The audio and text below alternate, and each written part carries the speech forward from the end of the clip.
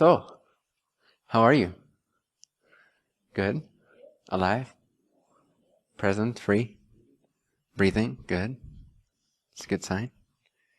If you want to be alive. Do you want to be alive? Yeah? Nice. Let's say you're self-realized, whatever that means, but let's say you're established in presence, or you're established in awareness, or you're abiding as the self, capital S. Those fancy terms that point to enlightenment or self-realization. If that is your only experience, meaning that that's your only focal point, which if it totally resonates for you, that's totally great. It can either be a phase that you're into, that you're going through, or it can actually be part of your makeup, but there's not many people for which this is actually their makeup to forever just rest as their self and let that be their 99% focus.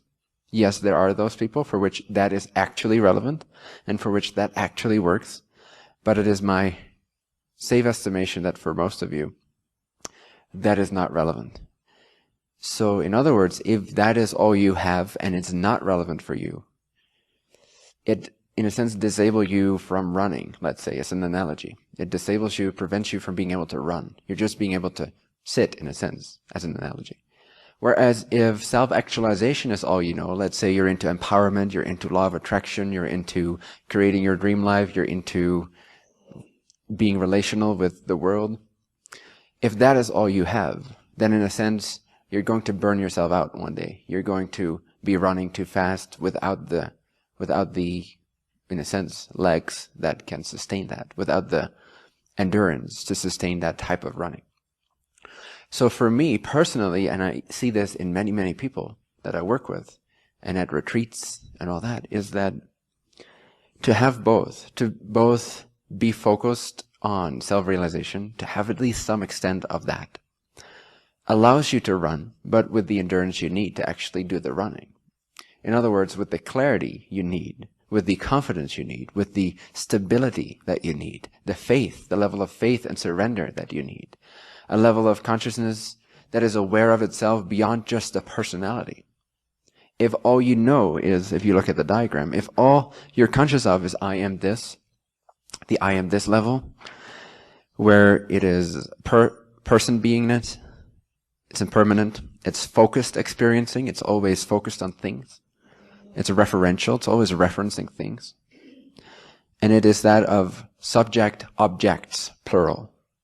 So if you're always in that state of mind, if that's all you know yourself to be, is that person consciousness, the I am this, pointing to the body mind for this, being this inside of a world, if that is all you really know yourself as, and then you start working with teachings that are about affirmations or confidence or empowerment or even authenticity or law of attraction, those type of things, then you don't have the fuel that you need to get very far in those types of realizations or actualizations.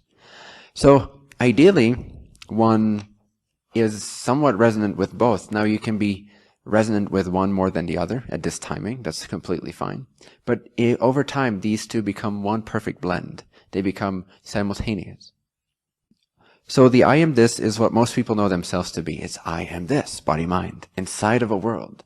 That's our common mode of understanding and feeling ourselves. If you look a little further and you look at the I section, the awareness section, you see that in a diagram, the awareness wraps itself around presence energy, which is the presence of creation, which is the presence, the energy that makes up everything that is, the isness of creation, including your body-mind individuality. So it is awareness that, in a sense, wraps itself, infuses the presence energy with its own power, its power of cognizance, its power of knowingness, that which, if you just relax right now for a moment, just take a deep breath and give away your thoughts. Disown yourself for just a moment. Disown everything you think you know about yourself. Give it back to God. Give it back to life. Give it back to creation. Don't hold on to any kind of self-knowledge, any kind of thinking. Take a deep breath and sort of become more spacious. Be the space within which all of this appears. And notice that there is an awareness of this moment. There's a cognizance, a knowingness. You are aware of my voice. you've never been able to escape that awareness. You've never been able to have an experience without that spacious awareness, being aware of it, being wrapped around the experience. So in whatever way presence energy forms itself or presents itself to you as awareness, that awareness will be automatically, inseparably infused into that experience. Okay, so if you then look at the diagram with that in mind or heart, you can see that awareness wraps itself around presence energy, meaning creation. So all of creation, all portions of creations are aware. All portions of existence are conscious. And I call it consciousness there if you see in the thin sort of sphere that surrounds the presence energy. I write down consciousness, referring to the fact that awareness now is aware of something. There's a subject-object relationship. The subject being awareness. The object being, depending on the level of consciousness, either I am, at which stage the object is presence itself, this moment itself, creation itself, essence itself, substratum itself, isness itself. But if that further individualizes itself and that same awareness collapses itself around a singular sort of focal point within presence energy, so out of all that presence energy creates, if you just focus on one localized portion inside of that presence energy and you look at that for a while, which we've all been doing, we call it the body-mind, then at some point you start feeling, or awareness starts generating this base identity feeling, I am this. Does that make sense so far? It's kind of logical, no? If you keep staring at something, you just become identified with it. You start to feel it as if it's yours. So on a sort of universal scale, awareness in all these different multiplications, in all these different individualizations, have become, at different focal points, identified with the sense of I am this, something specific inside of all that is. Hence creating the sense of separation. Because if I am this, I am not everything else that is also part of the same presence energy. And as many scientists and physicists will tell you today and confirm from their experiments, is that from the point of view of presence energy, there is no boundaries. You do not end at your skin. You do not start at your heart or brain. There is no way to separate one place in time from another place in time. From the level of presence energy, seen from the level of presence energy, all that is one energetic being. It's one presence. You cannot make any distinction. Well, you can make distinctions, but you can't separate one portion out of all that is and then say, well, this is not all that is. This is somehow separate from all that is. But if awareness, which is what you are, wraps itself around the personality, around the body-mind enough times, and starts seeing through its eyes, and starts bumping itself into objects, and start being referred to itself by a name, and people start looking at this focal point when they call your name, and then they expect you to respond from here to there. When that happens many times over, that starts to condition the sense, I am this. Now again, if that is all we know ourselves to be, right? So if we don't dabble at all into sort of going back into our source, merging into our essence, as the Tao said, if all we do is have a mind filled with thoughts and we're identified with our own perceptions, if we can't let that go for just 2 to 5 seconds, 12 times a day, then we really honestly have very little business dabbling in things like confidence or empowerment or manifestation or living in attunement or in alignment with your true self. Yes, to an extent, you can definitely do that. But you will fail. You shall fail. Sorry. And I think that's where many people's disappointment comes from. You know, this whole thing that happened like 10 years ago, like The Secret and Law of Attraction became like mainstream popular practice. And now everyone is just tired of it. Everyone is just sad. Everyone's just depressed again. They had hope for a couple of years, but then, you know, they kept fighting for maybe another couple of years, but then they gave up. And again, they were betrayed by all that is. So we're all left with that sense of happiness is impossible. Happiness is not true. Happiness is just an idea. It's not what's relevant. Let's dabble into other types of spiritual practices that work only with the shadow side of ourselves, or that are like real and sincere and serious and actually lead to something. Well, yes, and Happiness is a real thing. It still is. That's the good news, huh? Happiness is a very real thing, and it's very manageable, actually. It's very achievable. It's very discoverable. We just have to look in the right places. We have to know how to understand existence. That's really all we need to do. And it's not that hard. It's not that difficult, especially now that I'm here. It's very easy. And the academy is here. So I make it easy on you guys. I had to figure this all out, you know. It took me many years, but hey, here you go. So it's not that hard. When you know how to go about it, it's really not that difficult. So I am this. Can everyone feel that? Just feel that. Even if you don't fully believe it anymore, just feel I am this. Just a sense of it. And if you really can't feel it anymore, just tap into the memory of it if you can. What does it feel like to feel like I am this? I am small, basically. It's another way of saying it. I am limited. I am fragile. Many people feel that they're very fragile, especially women. Absolutely no offense, but because their body makeup is somewhat more fragile and they don't have as much of that, usually not all the time, they tend to feel more fragile, physically speaking. So you can tap into that too. Just tap into the sense of that. And as a guy, you may feel fragile in many different ways. Just feel the sense of fragility. And maybe sense the walls that you've put up around yourself to protect yourself. In the case of someone feeling physically fragile, that strong, seemingly strong, but really very weak mental barrier of, I know who I am. I know what I stand for. I know what I want. I know what I deserve. Feel that tension. Feel that harshness that wants to protect you from the sense of being fragile. Just feel your personal makeup for a moment. Just feel very truthfully, in a very exposed kind of way. Just sense how you've created the sense of being a person inside of an alien universe that is dangerous and where you have to be careful at every turn. In every relationship, you have to be wary. You have to make sure nobody crosses your boundaries. To make sure nobody wants to abuse you. Feel the tensions that you've built up around this sense of being limited and small. It's perfectly all right. Just sense them. The clearer you can feel them, the more easily you can see that you're not it. So right there and then, you've already transcended that whole chunk of conditioning. Instead of looking through it, being sort of unconscious or semi-conscious. Many people are semi-conscious of it. And then continue to live your life like that, sort of like bumping into things still. Thinking you're kind of aware, but you're also kind of like, semi-aware. It's such a fun thing, to be semi-aware of your personality.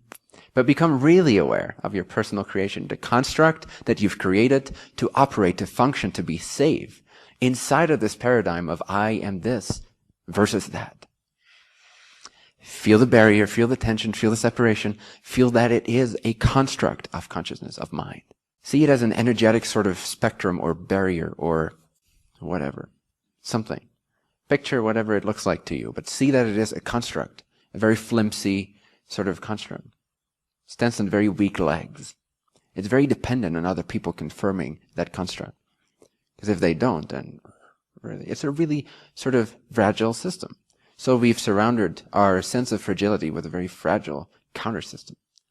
Just feel into that, see how you're operating like that when you feel I am this. Doesn't feel too pleasant, does it? Unless you're aware of it. Then it feels kind of joyful, doesn't it? Maybe you're a little sad about it. Maybe you're still a little attached to it. But you can see now that that has been a creation and actually you're free of it already. Simply by bringing it into full awareness, giving it full space.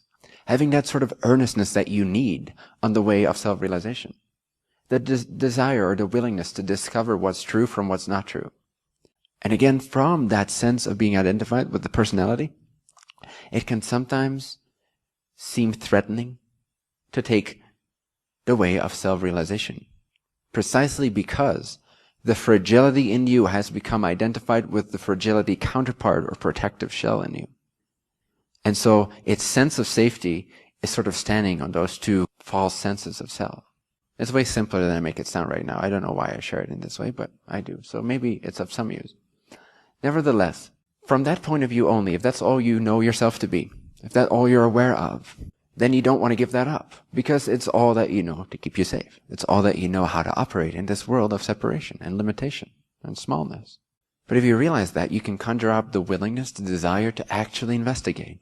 And to actually come to the truth of this moment and the truth of who you are and who you're not. what you are and what you're not. So many people that are still identified with this fragility, this sense of I am this inside of a world that can harm me and hurt me and come at me, they sort of avoid the way of self-realization, or simply, in other words, the ability to stay with something, an attention span, shall we say.